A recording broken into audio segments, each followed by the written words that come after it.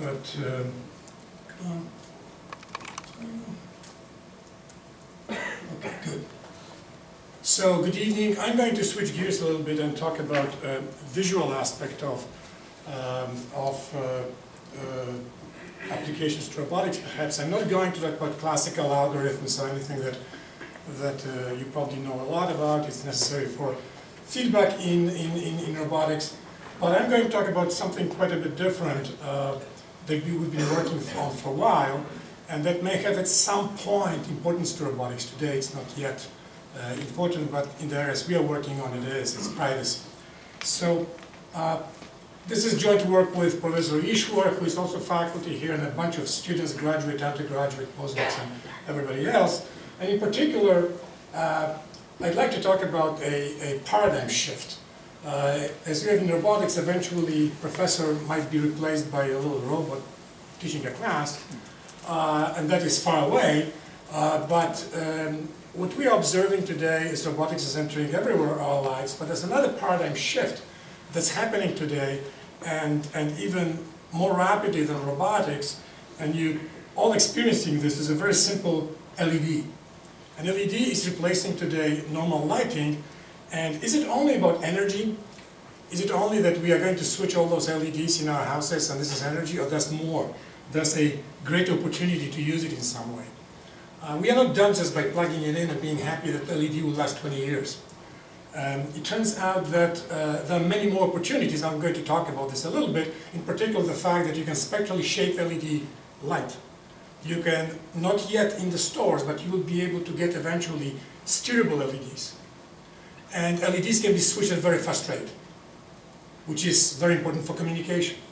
So this is actually work in a center that is part here at BU, at RPI, and University of New Mexico, that's supported by NSF. It's a 10-year center called Lighting-Enabled Systems and Applications, where we are interested in a particular aspect of localization and recognition in this context. Can we leverage those LEDs that are being put on everywhere, slowly, but they are?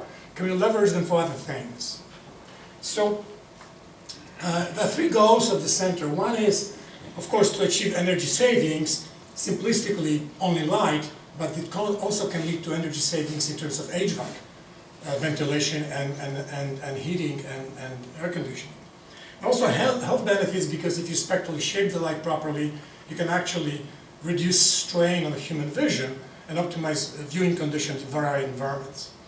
And thirdly, you can have significant productivity gains because those LEDs can be switched at very fast rates, and invisible light, you can actually modulate them to transmit data downlink to your device. For example, many of you have handhelds in your hands right now, and it's been demonstrated in, I believe in Scotland, that in very optimal conditions, about 1 meter in the lab, perfect conditions, you can beam up to 10 gigabits per second. Invisible light.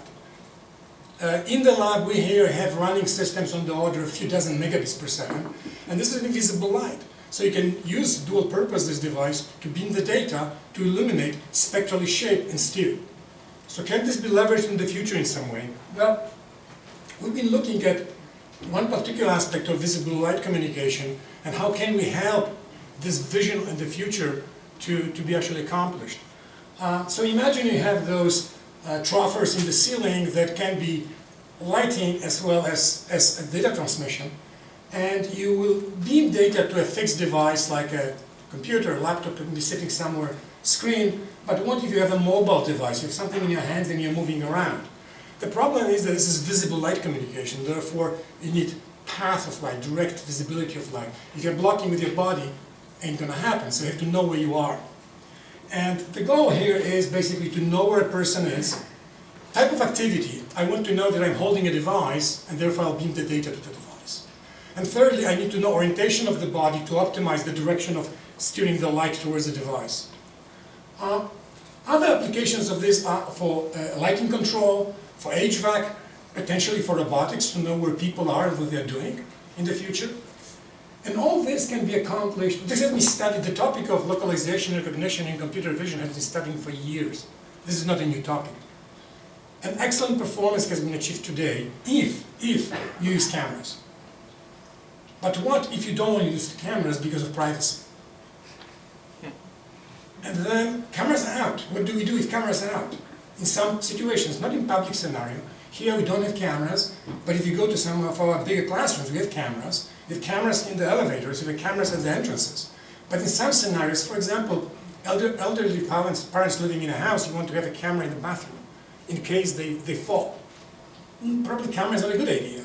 How can you achieve the same functionality without a camera?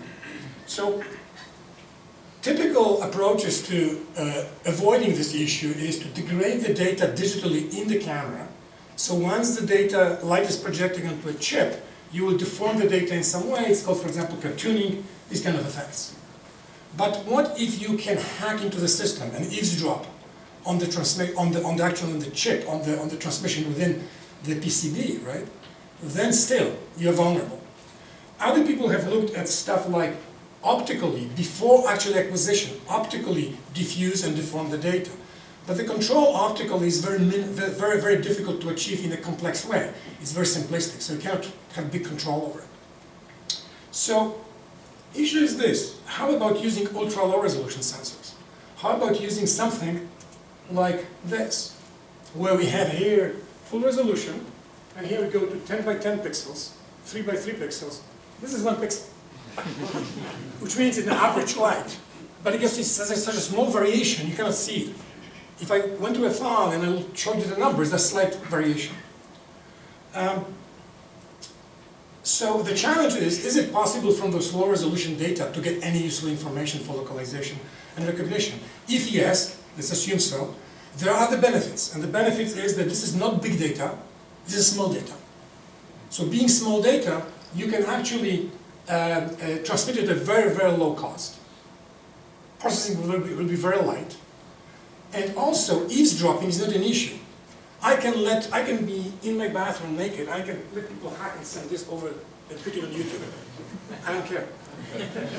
So, eavesdropping is not an issue in this case, if we can do this in some reasonable way. So here is first task of person localization. So we want to know where a person is. How do we attack it? Well, with cameras not difficult. How do we do it with single pixel sensors? And those running on the order of 10 to 20 hertz, meaning I'm getting 10 numbers per second. Can we get anything out of the data?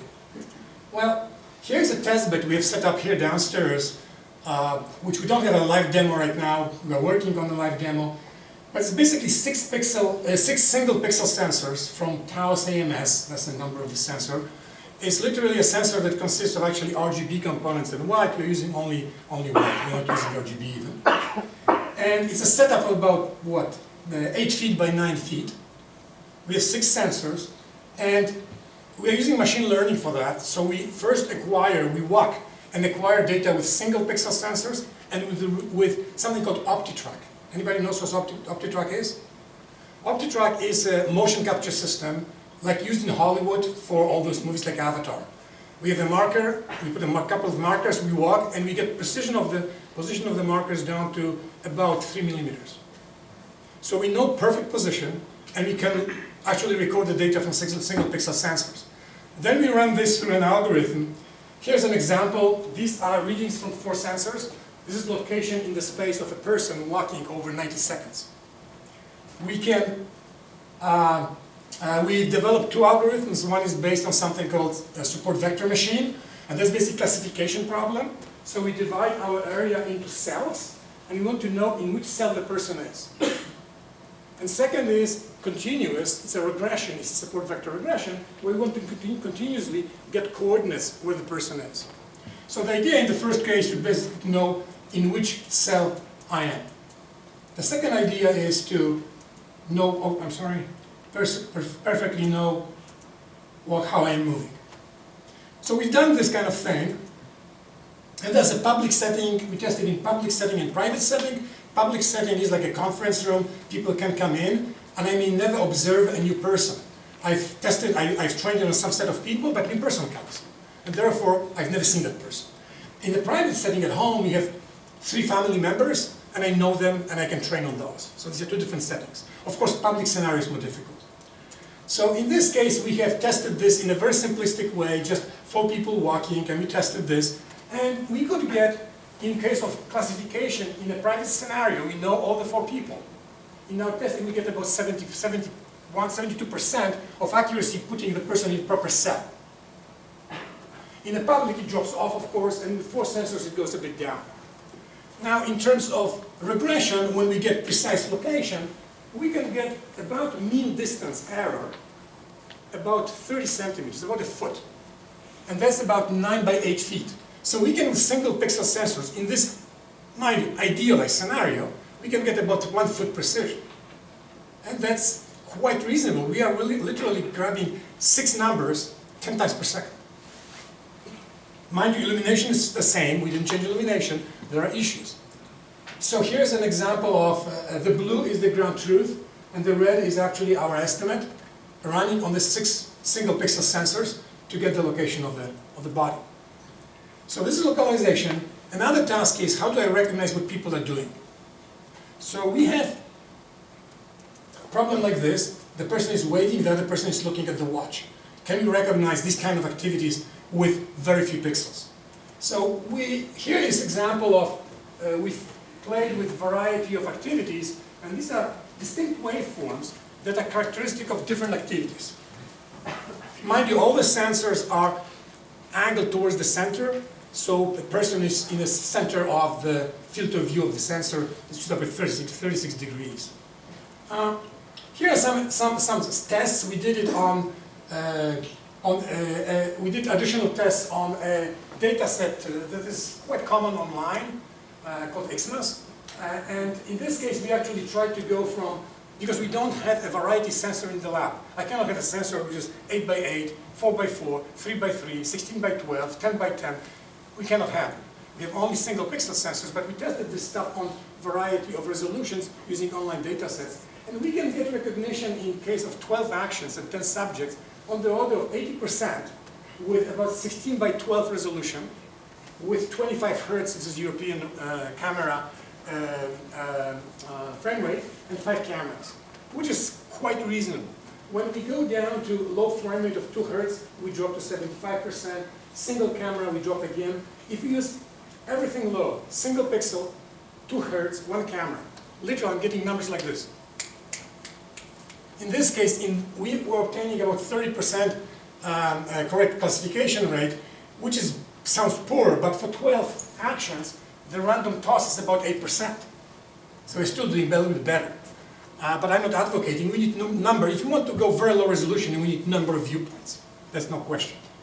So we have a physical test bed at RPI, and we actually did try this with single pixel sensors, where you will see the student is performing a variety of activities. He's walking first, and he's going to be recognized as a walk. These are 6 single pixel sensors. Then he's going to raise arms to control the lighting. The lighting will come on. And finally, he's pointing to the screen, and it's recognized, and the slide is being flipped on the screen. So this is a recording at 12, I think, hertz from 12 single pixel sensors. In our lab, it's 6, they have 12. Okay, so I'm going to, what's going on? Yeah, welcome to, I'll just close it and quickly restore it. What happened? It's a video just like a few hundred megabytes, and it complained about, I was looking for funny slides and couldn't find. So let me go quickly to the location. So, this is not easy here. I cannot see on my laptop right now, so, am I right? Good. So, last final thing is, in terms of visible light communication, we need to know the body orientation. In order to beam the data to my device, usually you hold devices in front of us, not behind. So if I can find an orientation of a person, I hold the device and know who the person is, I can beam the data down, let's say, to 1 gigabit per second. Not uplink, but downlink. So important is body orientation also. And we've done some work on this. This is also something studied extensively in computer vision with full resolution or low resolution cameras. The issue is that we really want to go at very low resolution, and we want to discover whether we can reasonably estimate the orientation angle. Here is this kind of data we are dealing with, and in similar machine learning type approaches, we can estimate at about 10 by 10 pixels, we can go to about 10 degrees accurate orientation of the head of a person, which bodes reasonably well for us in the future. Let me finish this by just pointing out that all this I've talked about is passive light sensing. So we are assuming that we have lighting and have sensors looking at the scene. What if I could modulate those light? Not only modulate them for data transmission, but slightly modulate them to recognize by the sensors that I can turn on and turn off my lighting. But I can do it very quickly so that human eye, which has fusion limit at about 50 to 60 hertz, won't see it. But I can still do it. Can it help us? And that's what we are studying right now, that what if we modulate those LED lights, and sensors use this modulation information as well, and we have some promising results, but I don't want to. These are only synthetic so far. We are trying to deploy a test bed and see how well it could work in practice. So with that, I'll just final thought. Sensors will be around us, and we know there are more and more of them everywhere. Privacy concerns will only grow. And for robots, well, robots don't care. But if they're hacked, then we might care. So it might eventually touch robotics too, although at this point probably not. Solution is to use perhaps very, very low resolution data and do the best we can. Sensors can be simple and low bandwidth, and that's a big advantage in this case. One thing that we are struggling with is, if I put those sensors, even single pixel sensors, in the lab, how do I convince a person that it's not a 4K sensor? Because it looks identical. It has a little lens on the top. It doesn't collect information, but how do I convince a person? And that's something we've been struggling with. I don't know how to do it, but that's not our problem. It's more like a policy. Okay, thank you.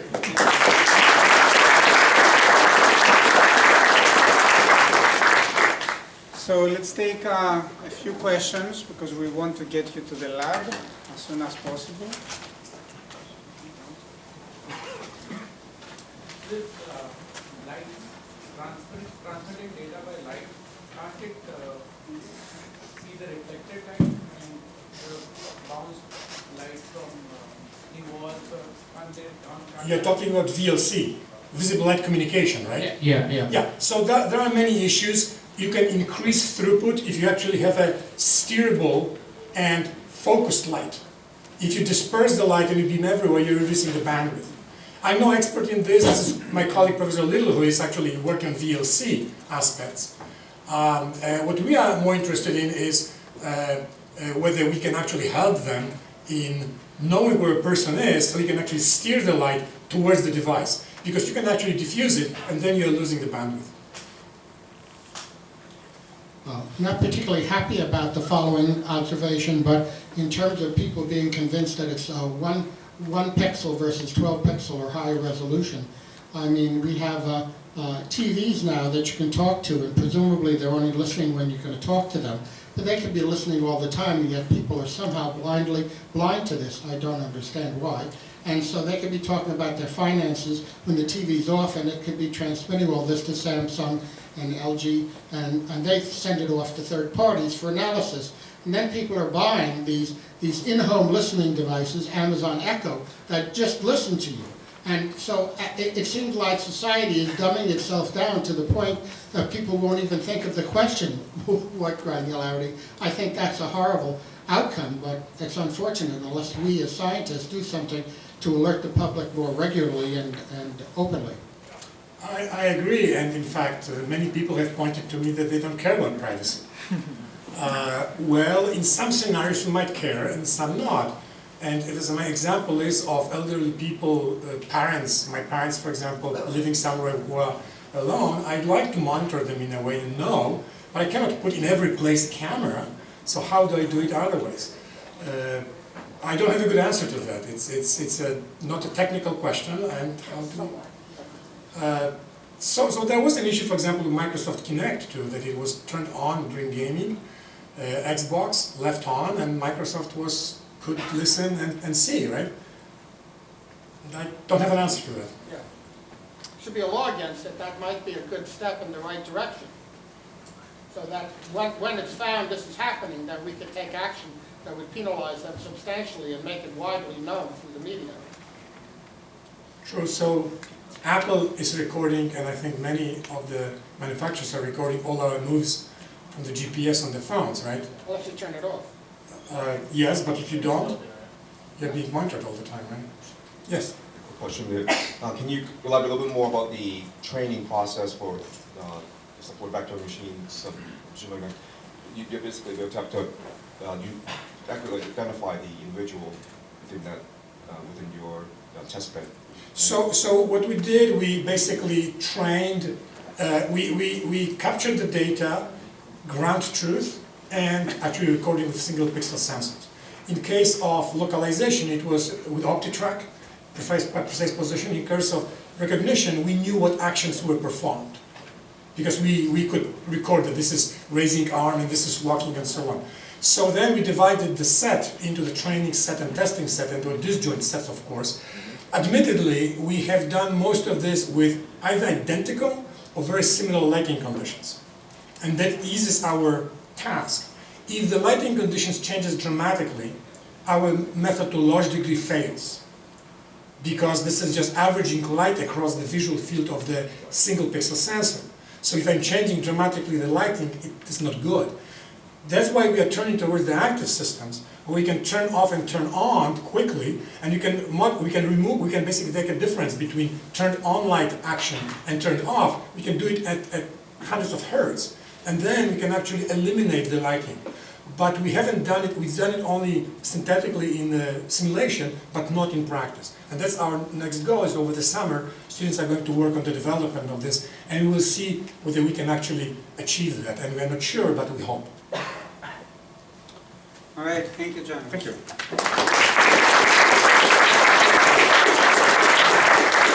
So we have one more talk, an external talk, but I'll have Greg introduce the next speaker.